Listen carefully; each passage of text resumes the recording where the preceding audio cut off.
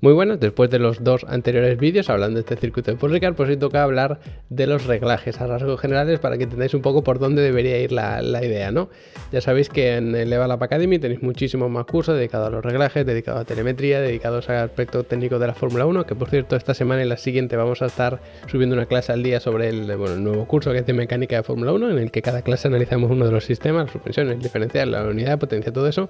Así que si os interesa la Fórmula 1 a nivel técnico, a nivel deportivo, el tema del sim racing, cualquier cosa que tenga que ver con el automovilismo a nivel personal o profesional, apuntaos, echarle un vistazo porque os aseguro que vais a tener una tarifa plana para aprender de forma ilimitada prácticamente, así que echarle ahí un vistazo, que además la primera clase de cada curso es gratis, la podéis ver a ver si os interesa y entendéis un poco por dónde va cada curso. Así que bueno, como decía, hoy hablamos de los reglajes para el circuito de Paul Ricard y es un circuito en el que, empezando por el tema aerodinámico, la carga debería ser media, al menos esto dice la teoría. Ya estuvimos viendo con los datos y vimos también en el pilotaje cómo era cada curva, la zona de recta, teníamos un par de rectas importantes, pero el resto del circuito es constantemente un lado de otro. Por lo tanto, lo que se hace normalmente es equilibrar la carga aerodinámica y tener una carga media.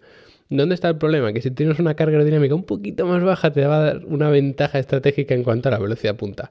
Puede que el coche sea un poco más complicado controlarlo, puede que a nivel de desgaste tengas un problema, pero si eso más o menos lo tienes, porque estos coches normalmente son demasiado estables, porque son muy subviradores en entrada a curva, por ejemplo, si eso lo tienes solucionado, poner un poquito menos de carga aerodinámica suele ser interesante para defenderte, para poder atacar, y eso, quieras o no, a nivel estratégico en una carrera, pues te puede interesar.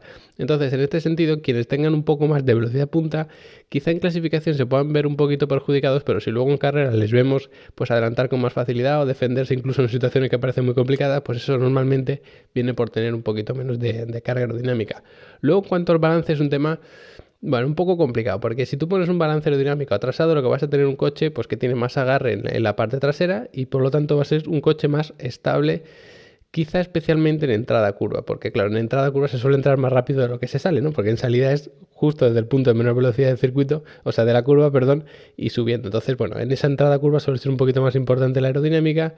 ¿Dónde está aquí el tema? Pues que si pones un coche demasiado estable, a lo mejor al tener poco agarre en el test delantero, te cuesta mucho meter el coche en curva, porque sí que es verdad que normalmente buscas un coche más bien estable en estas curvas de velocidad media, de velocidad alta, pero aquí, si a eso le sumamos la falta de agarre que tienen de por sí el nuevo concepto de Fórmula 1 en 2022, vamos a tener un problema. Ya sabéis que estos coches pues parece que pecan de una falta de agarre en el test delantero, entonces se van hacia afuera en la entrada de la curva y tienden a enroscarse en la salida. Cuando das gas, como son tracción trasera, el coche tiende a enroscarse, ¿no? A hacer un trompo. Entonces eso puede ser un problema. Aquí, si con la carga aerodinámica lo intenta solucionar, bueno, veremos lo que pasa, porque ya digo, si la carga aerodinámica es más importante en entrada curva y la atrasas, vas a tener un coche todavía más subvirador, entonces vas a tener un problema.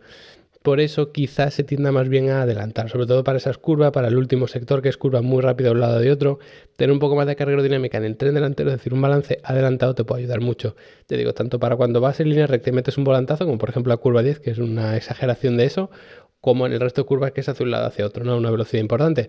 Porque, por ejemplo, al final del primer sector, donde tenemos esas curvas tan cerradas, 3, 4, 5, ahí la carga aerodinámica no te va a ayudar tanto, porque al final esos son zonas de muy baja velocidad, entonces la carga aerodinámica es muy baja siempre, da igual que lo tengas adelantado o atrasado, porque tiene muy poco efecto, ¿no? Relativamente. Entonces, sobre todo para ese último sector, yo creo que tener un balance aerodinámico un poquito más adelantado te puede beneficiar, y para el segundo sector tener menos carga aerodinámica general es donde te va a ayudar. Así que bueno, veremos cómo anda la velocidad punta de cada equipo, porque es muy interesante, sobre todo para ver diferencia entre el segundo sector, el primero y el tercero. De hecho lo podemos ver con este gráfico. Es verdad que las curvas 1 y 2 pues sí que es importante la carga aerodinámica, porque estamos incluso por encima de los 150 km por hora por aquí, pero luego al final del primer sector veis que las velocidades son bastante bajas. Entonces aquí la carga aerodinámica no tiene mucha influencia.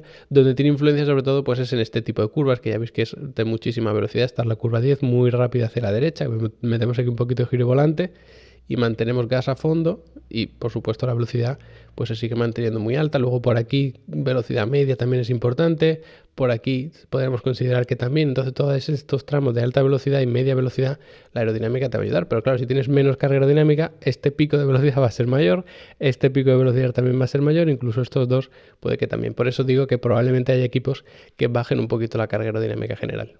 ¿Qué pasa con los frenos? Pues antes de ayer en el análisis de los datos, de las características del circuito, lo vimos un poquito y resulta que sufrían muy poco. ¿Qué significa esto? Que podemos reducir los conductos de refrigeración de los frenos y mandar ese aire que otras veces mandaríamos a los conductos de frenos, pues a los alerones, a los pontones, al suelo, a todas estas partes, ¿no?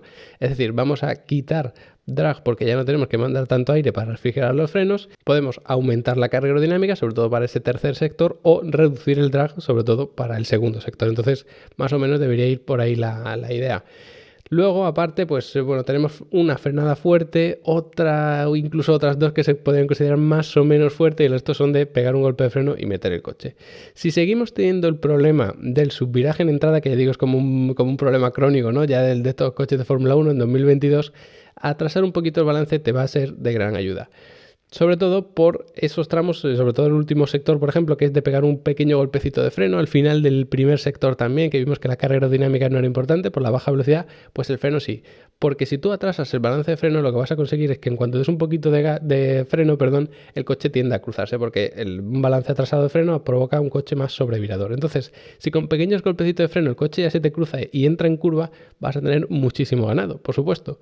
Pero ojo, porque como mantengas ese balance de freno atrasado en las otras curvas que son de más velocidad, yo digo aquí quizá un poquito más enfocados en el último sector, si tú das un golpe de freno y el coche se da la vuelta a mucha velocidad, entonces vas a tener un problema de estabilidad, sobre todo. Y ya esas curvas suelen ser sobre todo en la mitad de la curva, cuando das un poquito de freno. Y esto lo tienes que compensar también muy bien con la retención del freno motor. O sea, estos coches de Fórmula 1, pues desde el volante puedes regular cuánto frena el coche, cuánto delante, cuánto detrás, cuánto se va atrasando el balance de freno según vas entrando en curva.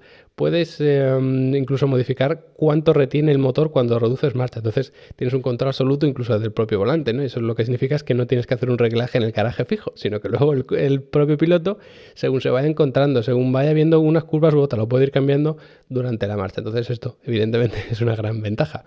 Entonces la idea de esto es que el piloto puede ir jugando y adaptando el balance de freno y la retención del freno motor en cada uno de los puntos. Por ejemplo, en el último sector, en esta zona de enlazada muy rápida, la curva 11-12, se utiliza muchísimo el freno motor. Entonces, si al pisar el freno el coche se te cruza y tienes un problema para mantenerlo, digamos, en pista sin que se te dé la vuelta, entonces adelantas el balance de freno y bloqueas mucho el freno motor. Es decir, que cuando frenes, reduzcas marcha para utilizar ese freno motor, que sobre revoluciona el motor de combustión retiene todo el sistema de la transmisión a través del tren trasero, lo que va a provocar es que con el freno el coche reduzca velocidad pero se te vaya largo, pero cuando tú reduces marcha el coche pegue como un tirón para meterse en la curva. Entonces de esta manera lo puedes compensar de una forma más o menos eficiente. Esto es un mundo, porque claro, luego puede haber pilotos que le saca rentable todo lo contrario, que con pisar un poquito se le cruce el coche, pero si reducen marcha ya se le va a cruzar demasiado, entonces lo que hacen es como desbloquear ese freno motor y haces todo lo contrario, pero siempre la idea es mantener ese equilibrio, que depende mucho del estilo del piloto. Hay pilotos que son mucho más agresivos que otros, hay unos pilotos que les gusta mucho más el freno motor que otros, entonces por suerte, ya digo, lo pueden manejar desde el volante y de esta manera pues adaptarlo mucho mejor. Fijaos que tenemos aquí una frenada importante, aquí otra frenada importante, luego dos pequeños golpes de freno, luego una frenada muy fuerte, luego aquí varias frenadas también bastante débiles, pero claro, estas son a una velocidad media, estas por aquí son a una velocidad muy baja y luego esta, por ejemplo, pues una frenada de mucha velocidad hasta velocidad media. Entonces hay muchos tipos de frenada y es fundamental que el piloto sepa cómo frenar en cada uno de estos puntos y tenga el coche, por supuesto, adaptado a su gusto. Y luego hablando un poco de las suspensiones, pues bueno, sobre todo yo diría que es interesante que el coche no sea muy torpe en los cambios de sentido muy bruscos. Otra vez hablando de ese primer sector al final y del último sector. Estos cambios de dirección muy fuertes es muy importante que el coche pues sea bastante estable. Si tú quieres fomentar la carga aerodinámica, pues pones mucha carga en el tren delantero, ¿no? Como hemos dicho antes, por ejemplo, para digamos que fomentarla todavía más, es interesante que el coche no se balance mucho, porque claro, si el alerón en vez de estar horizontal se inclina hacia un lado, se inclina hacia el otro, ya no genera la carga de la forma eficiente para la que está diseñado. Entonces, tú lo que querías sería poner unas suspensiones más rígidas y de esa manera que el coche siempre sea mucho más estable, que no se balance tanto y ganar eficiencia aerodinámica. El problema de esto es que si tú pones, por ejemplo, un tren delantero muy rígido, para que en ese último sector de curvas de bastante velocidad la aerodinámica sea fantástica, al final del primer sector donde tenemos cambio de dirección hacia un lado y hacia otro constantemente y a baja velocidad, la aerodinámica no te va a ayudar y las suspensiones van a agravar todavía más el problema, porque tener un tren delantero demasiado rígido y sin carga aerodinámica, como te va a pasar al final del primer sector, lo que va a provocar es que el coche sea muy torpe entrando en curva, es decir, que tienda a irse largo.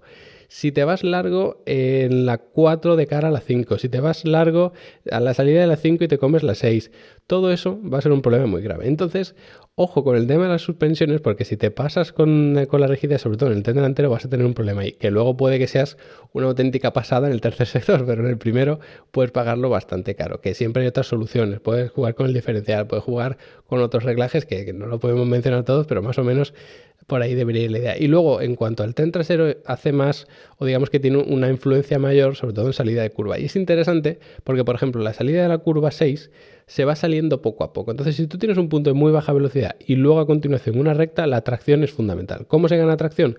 Pues haciendo que el tren trasero pese más, que tenga más agarre las ruedas traseras y de esa manera pues tienes más agarre y puedes salir de una forma más rápida, ¿no? Como es lógico.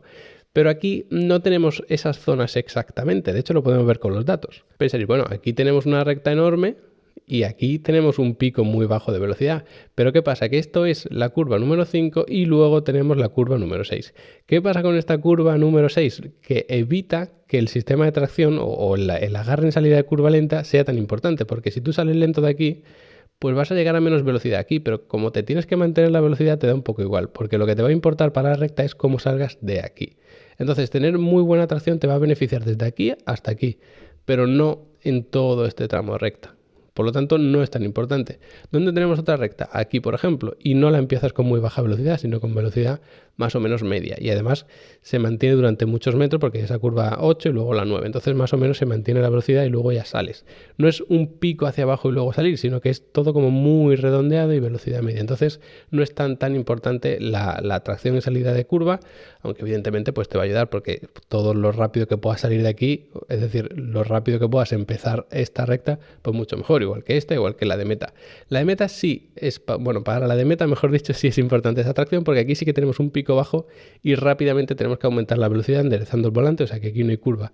Entonces, si tienes muy buena tracción, lo vas a notar sobre todo aquí en la recta de meta, no tanto en la recta más larga del circuito, la famosa recta astral, esta hasta la curva 8, y tampoco en la que viene a continuación. Y hasta aquí el resumen de los reglajes, espero que más o menos os haya quedado claro el concepto. Ya sabéis que en Level Up Academy podéis aprender muchísimo más, tenéis esa tarifa plana de cursos, y nada, como siempre, pues espero que os haya transmitido un poquito de gusto por este circuito, que sé que no es el preferido de nadie prácticamente, pero bueno, tiene algunos detalles que yo creo que son interesantes. Así que nada, gracias por haberos quedado hasta el final del vídeo, muchísimas gracias, especialmente a los que están apuntados a Level Up Academy y aprendiendo conmigo, y nos vemos después del Gran Premio haciendo un buen análisis.